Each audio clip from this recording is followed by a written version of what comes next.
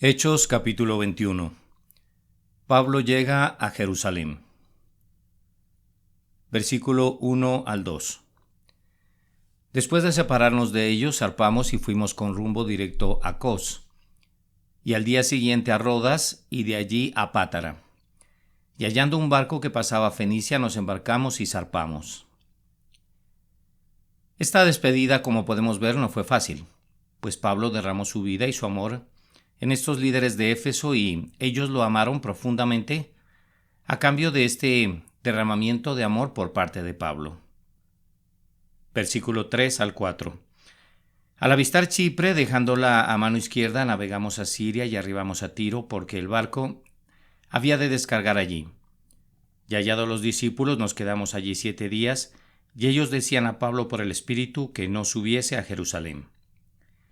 No se nos dice cómo fue plantada una iglesia en Tiro, pero sabemos que había discípulos allí. Esto nos recuerda que el libro de los Hechos solo nos da una imagen parcial de toda la actividad de la iglesia primitiva. Y ellos decían a Pablo por el Espíritu que no subiese a Jerusalén. Aparentemente entre los discípulos de Tiro y algunos profetizaron sobre el peligro que le esperaba a Pablo en Jerusalén, algo sobre lo que ya se le había advertido antes en varios lugares. Uno de estos fue en Hechos, capítulo 20, versículo 22 al 23. Versículos 5 al 6. Cumplidos aquellos días, salimos acompañándonos todos, con mujeres e hijos hasta fuera de la ciudad, y puestos de rodillas en la playa, oramos. Y abrazándonos los unos a los otros, subimos al barco y ellos se volvieron a sus casas. A pesar de las súplicas sinceras de los cristianos de Tiro, Pablo y su grupo no desistieron de ir a Jerusalén. Él estaba persuadido de que era la voluntad de Dios que fuesen a Jerusalén, así que continuaron. Dice, acompañándonos todos hasta fuera de la ciudad. La costumbre de caminar con un viajero hasta las afueras de la ciudad era tradicional. Sin embargo, la costumbre de arrodillarse juntos en la playa para orar era únicamente cristiana, pues dice, y puestos de rodillas en la playa, oramos. Versículo 7. Y nosotros completamos la navegación saliendo de Tiro y arribando a Tolemaida, y habiendo saludado a los hermanos, nos quedamos con ellos un día. Debe haber sido maravilloso para Pablo y sus compañeros encontrar cristianos en casi cada ciudad en la que se detenían. Esto nos muestra la expansión y la profundidad del movimiento cristiano en todo el Imperio Romano. Al parecer, había cristianos en aquella época por todas partes. Versículos 8 y 9. Al otro día, saliendo Pablo y los que con él estábamos, fuimos a Cesarea, y entrando en casa de Felipe el evangelista, que era uno de los 7, posamos con él. Este tenía 4 hijas doncellas que profetizaban. Hechos 8:40 nos dice que después del trabajo de Felipe de traer al eunuco etíope a la fe, el evangelista predicó a través de la región costera y terminó habitando en Cesarea. Como vemos, muchos años después, Felipe aún seguía allí. Este, de hecho, es un título maravilloso, Felipe el Evangelista. Este Felipe era conocido por las buenas nuevas que presentaba a otras personas. Me refiero a las buenas noticias sobre quién es Jesús y lo que hizo por nosotros. Versículos 10 al 14. Y permaneciendo nosotros allí algunos días, descendió de Judea un profeta llamado Ágabo, quien viniendo a vernos tomó el cinto de Pablo y atándose los pies y las manos dijo: Esto dice el Espíritu Santo, así atarán los judíos en Jerusalén al varón de quien es este cinto, y le entregarán en manos de los gentiles. Al oír esto le rogamos nosotros y los de aquel lugar que no subiese a Jerusalén. Entonces Pablo respondió: ¿Qué hacéis llorando y quebrantándome el corazón? Porque yo estoy dispuesto a no solo a ser atado, mas aún a morir en Jerusalén por el nombre del Señor Jesús. Y como no le pudimos persuadir, desistimos diciendo: hágase la voluntad del Señor. Aquí la profecía de Ágabo era verdaderamente y genuinamente del Espíritu Santo. Pero el asunto es que a esta palabra verdadera le agregaron una aplicación humana, cuando dice: le rogamos nosotros y los de aquel lugar que no subiese a Jerusalén. Esas palabras adicionales no venían del Señor, como podemos ver. Y si Pablo hubiese escuchado estas palabras humanas, pues hubiera sido desobediente al no ir a Jerusalén. Hechos capítulo 21 y versículo 12 nos muestra que incluso Lucas y los compañeros de viaje de Pablo trataron de persuadirlo para que no fuera a Jerusalén, cuando le dicen, le rogamos nosotros y los de aquel lugar. También dice, porque yo estoy dispuesto a no solo ser atado, mas aún a morir en Jerusalén por el nombre del Señor Jesús. La insistencia de Pablo de ir a Jerusalén a pesar de los peligros predichos por el Espíritu Santo no era el resultado de rebelión, sino una respuesta obediente a la orden del Espíritu Santo que estaba en su corazón. Él estaba obligado en el Espíritu a ir a Jerusalén, según Hechos 19:21 y Hechos 20:22. Leemos, hágase la voluntad del Señor. Los compañeros de Pablo, incluyendo a Lucas, llegaron a entender que la voluntad de Dios se haría. Llegaron a confiar en que incluso si Pablo estaba en lo correcto o si estaba equivocado, Dios lo usaría para cumplir su voluntad. Nuevamente, las advertencias de peligro vinieron del Espíritu Santo y fueron hechas para preparar a Pablo. La petición de desistir era entendible, incluso lógica. Sin embargo, no era de Dios. Ellos pudieron reconocer esto cuando interpretaron la insistencia de Pablo de ir a Jerusalén a pesar del peligro como que era verdaderamente la voluntad del Señor. Versículo 15 y 16. Después de esos días, hechos ya los preparativos, subimos a Jerusalén, y vinieron también con nosotros de Cesarea algunos de los discípulos, trayendo consigo a uno llamado Mnasón de Chipre, discípulo antiguo con quien nos hospedaríamos. Pablo y sus compañeros finalmente estaban camino a Jerusalén. El profundo amor de Pablo por sus hermanas y hermanos judíos hacía que cada viaje a Jerusalén fuera muy importante para el apóstol. Versículo 17 al 20. Cuando llegamos a Jerusalén, los hermanos nos recibieron con gozo, y al día siguiente Pablo entró con nosotros a ver a Jacobo, y se hallaban reunidos todos los ancianos, a los cuales, después de haberles saludado, les contó una por una las cosas que Dios había hecho entre los gentiles por su ministerio. Cuando ellos lo oyeron, glorificaron a Dios. Al llegar a Jerusalén, Pablo se reunió con los líderes de la iglesia, Jacobo y todos los ancianos, como dice la palabra, y les dio un reporte completo de su trabajo predicando y plantando iglesias. También dice, cuando ellos lo oyeron, glorificaron a Dios. Los ancianos en Jerusalén estaban agradecidos por lo que Dios estaba haciendo entre los gentiles. De hecho, miraron a algunos de los gentiles conversos con Pablo y pudieron ver en ellos el amor genuino y el compromiso con Jesús. Versículo 20 al 22. Y le dijeron, ya ves, hermano, cuántos millares de judíos hay que han creído, y todos son celosos por la ley. Pero se les ha informado en cuanto a ti que enseñas a todos los judíos que están entre los gentiles a apostatar de Moisés, diciéndoles que no circunciden a sus hijos ni observen las costumbres. ¿Qué hay, pues? La multitud se reunirá de cierto porque oirán que has venido. Los ancianos de Jerusalén estaban muy felices por lo que Dios estaba haciendo entre los gentiles. Sin embargo, en Jerusalén la comunidad cristiana estaba integrada en su mayoría por personas de origen judío, y estos cristianos aún valoraban muchas de las leyes y costumbres judías. Por eso dice que ellos todavía eran celosos por la ley. Leemos, pero se les ha informado que en cuanto a ti, enseñas a todos los judíos que están entre los gentiles a apostatar de Moisés.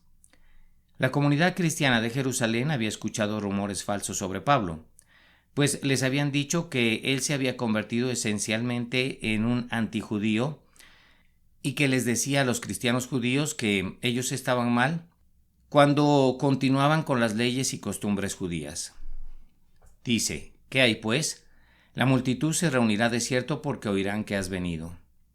Esto lleva el sentido de decir, Pablo, esto es muy controversial y la gente se enterará, y tenemos que hacer algo al respecto.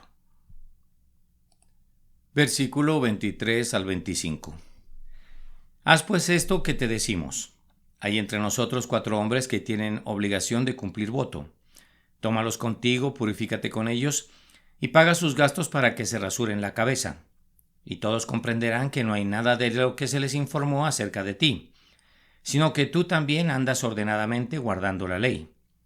Pero en cuanto a los gentiles que han creído, Nosotros les hemos escrito determinando que no guarden nada de esto, solamente que se abstengan de lo sacrificado a los ídolos, de sangre, de ahogado y de fornicación. Este voto de consagración probablemente era similar al voto nazareo de Pablo mencionado en Hechos capítulo 18. También dice, y todos comprenderán. Los ancianos de Jerusalén creían que esto convencería a todos de que Pablo no les predicaba en contra de las leyes y costumbres judías a aquellos cristianos que querían observarlas. Pablo acordó hacer esto para demostrar que él nunca enseñó a los judíos cristianos a apostatar de Moisés y a no circuncidar a sus hijos y que les era necesario ignorar las costumbres judías, como había sido acusado falsamente por algunos de los cristianos de Jerusalén. Leemos, pero en cuanto a los gentiles que han creído. Los ancianos de Jerusalén entendieron que esto no tenía nada que ver con los gentiles que habían creído en Jesús, puesto que no significaba que ellos tenían que seguir los rituales judíos para estar bien con Dios. De hecho, Pablo hubiera rechazado con justa razón comprometerse en este punto tan importante con los gentiles. Versículo 26. Entonces Pablo tomó consigo a aquellos hombres y al día siguiente, habiéndose purificado con ellos, entró en el templo, para anunciar el cumplimiento de los días de la purificación, cuando había de presentarse la ofrenda por cada uno de ellos. Pablo estuvo de acuerdo con esto y patrocinó a los 4 hombres que habían tomado voto de consagración, porque nunca hubo indicios de que tales cosas se requerirían de los gentiles como prueba de justificación. Muchos comentaristas creen que este fue un compromiso terrible por parte de Pablo, y lo tildan de hipócrita. Sin embargo, el motivo detrás del patrocinio de Pablo para estos cristianos judíos completando su voto nazareo se explica en 1 Corintios 9:20, cuando dice: «Me he hecho a los judíos como judío para ganar a los judíos, a los que están sujetos a la ley, aunque yo no esté sujeto a la ley, como sujeto a la ley, para ganar a los que están sujetos a la ley». Dice, cuando había de presentarse la ofrenda por cada uno de ellos. Es importante entender que esta ofrenda, o sea, el sacrificio de un animal, Pablo no lo hacía con el propósito de la expiación o del perdón, puesto que entendía perfectamente que solo el sacrificio de Jesús en la cruz podía expiar de pecado. Sin embargo, no todo sacrificio en el sistema judío era por expiación, sino que muchos eran por agradecimiento o dedicación, tal como lo era este. Versículos 27 al 30. Pero en cuanto estaban para cumplirse los 7 días, unos judíos de Asia, al verle en el templo, alborotaron a toda la multitud y le echaron mano, dando voces: «Varones israelitas, ayudad». Este es el hombre que por todas partes enseña a todos contra el pueblo, la ley y este lugar, y además de esto, ha metido a griegos en el templo y ha profanado este santo lugar. Porque antes habían visto con él en la ciudad a Trófimo de Éfeso, a quien pensaban que Pablo había metido en el templo. Así que toda la ciudad se conmovió y se agolpó el pueblo, y apoderándose de Pablo le arrastraron fuera del templo e inmediatamente cerraron las puertas. Estos judíos afirmaron que Pablo estaba contra el pueblo, o sea, Israel, y la ley y este lugar, o sea, el templo. Pero estas acusaciones eran infundadas, pues Pablo rechazó creer en cualquiera de estas reglas como la base de la justificación ante Dios Padre, la cual viene solo a través de Jesucristo. Los cargos contra Pablo en Hechos capítulo 21 eran un eco de los cargos por los que fue ejecutado Esteban en Hechos capítulo 6. Es entonces de destacar que Pablo ayudó a dirigir esa ejecución. Ahora él está siendo acusado en una forma similar. Se lee: «Así que toda la ciudad se conmovió y se agolpó el pueblo». La multitud se había incrementado porque era tiempo de fiestas. Esta multitud estaba enfurecida porque creían que Pablo no solo había predicado contra el pueblo, la ley y el templo, sino que también había profanado al templo al traer gentiles a sus patios interiores. Dice: «Trófimo de Éfeso, a quien pensaban que Pablo había metido en el templo». Estaba absolutamente prohibido para los gentiles ir más allá del patio de los gentiles designado en los terrenos del templo. Así que se colocaban señalamientos que decían en griego y en latín: «Ningún extranjero puede pasar la barrera que rodea el templo y el recinto. Cualquiera que sea encontrado traspasando se hará personalmente responsable por su muerte resultante. Los romanos eran tan sensibles a esto que autorizaron a los judíos a ejecutar a cualquiera que ofendiere de esta manera, incluso si el ofensor era ciudadano romano. Versículo 31 al 36. Y procurando ellos matarle, se les avisó al tribuno de la compañía que toda la ciudad de Jerusalén estaba alborotada. Este, tomando luego soldados y centuriones, corrió a ellos, y cuando ellos vieron al tribuno y a los soldados, dejaron de golpear a Pablo. Entonces, llegando el tribuno, le prendió y le mandó atar con 2 cadenas, y preguntó quién era y qué había hecho. Pero entre la multitud unos gritaban una cosa y otros otra, y como no se podía entender nada de cierto a causa del alboroto, le mandó llevar a la fortaleza. Al llegar a las gradas, aconteció que era llevado en peso por los soldados a causa de la violencia de la multitud, porque la muchedumbre del pueblo venía detrás gritando «muera». Pablo había sido capturado por una multitud enfurecida, y esta multitud no quería solamente sacarlo fuera de los tribunales del templo, sino que querían matarlo, allí mismo en el área del patio exterior del templo. Recordemos que Pablo ya había estado cerca de morir por ataques de multitudes asesinas antes, por lo que debió haber pensado, aquí vamos de nuevo con la misma situación. Dice, se le avisó al tribuno de la compañía que toda la ciudad de Jerusalén estaba alborotada. Desde la torre de Antonia, en la esquina noroeste del monte del templo, más de 500 soldados romanos tenían su puesto a solo 2 tramos de las escaleras del patio de los gentiles. Leemos, y cuando ellos vieron al tribuno y a los soldados, dejaron de golpear a Pablo. Los romanos no simpatizaron con Pablo, pero estaban interesados en mantener el orden público, por lo que arrestaron a Pablo tanto por su propia protección como para eliminar la causa del alboroto.